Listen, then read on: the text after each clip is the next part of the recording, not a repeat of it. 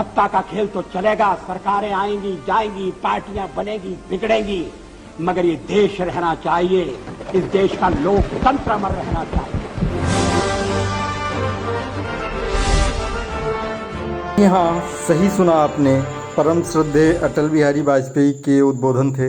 राजनीति के दांव पेच में लोकतंत्र बिल्कुल नहीं मरना चाहिए, लेकिन वर्तमान समय में शायद परिस्थितियां इसके एकदम उलट हो चुकी हैं।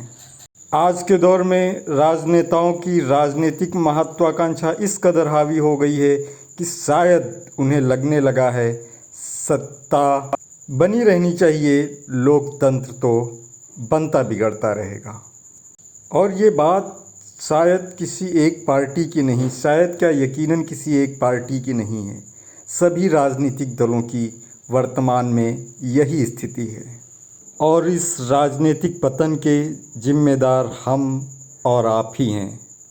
ये तस्वीरें जो आप देख रहे हैं, ये तस्वीरें हैं 2021 के ब्लॉक प्रमुख पद नामांकन के दौरान की उत्तर प्रदेश से।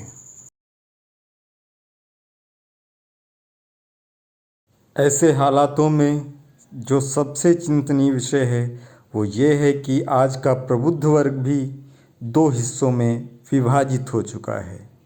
पहला, एक वो जो सत्ता का समर्थन करता है, दूसरा वो जो सत्ता का विरोधी दलों का समर्थन करता है।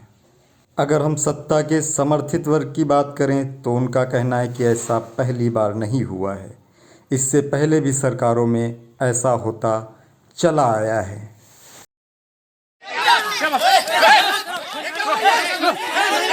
और अगर हम बात करें सत्ता विरोधी राजनीतिक दलों व उनके समर्थकों की, तो उनको लगने लगा है शायद कि ये गुंडागर्दी का अधिकार तो उनका था, इस पर दूसरा दल कैसे काबिज हो गया।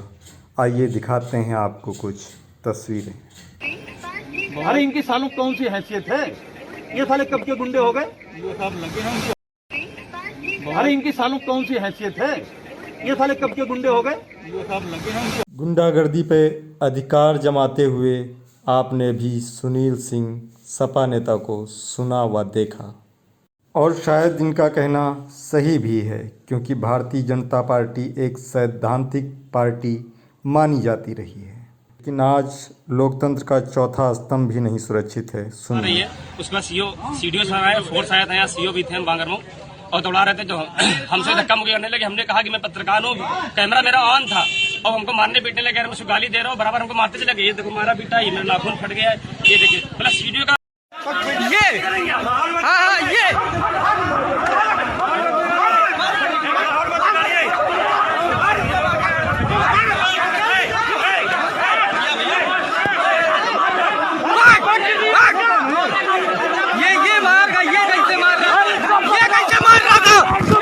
बेटी बचाओ बेटी पढ़ाओ ये सिर्फ नारों में दिखाई देता है।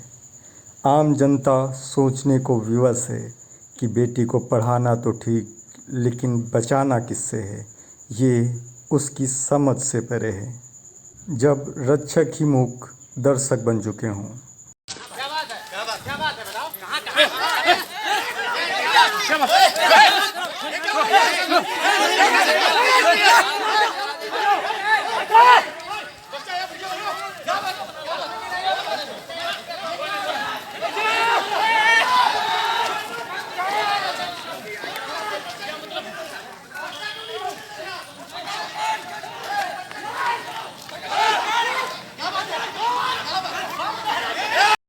हमारी नाराज़गी पुलिस व प्रशासन के लोगों से नहीं है, क्योंकि ये लोग तो हमेशा सत्ता पक्ष के गुलाम माने जाते रहे हैं।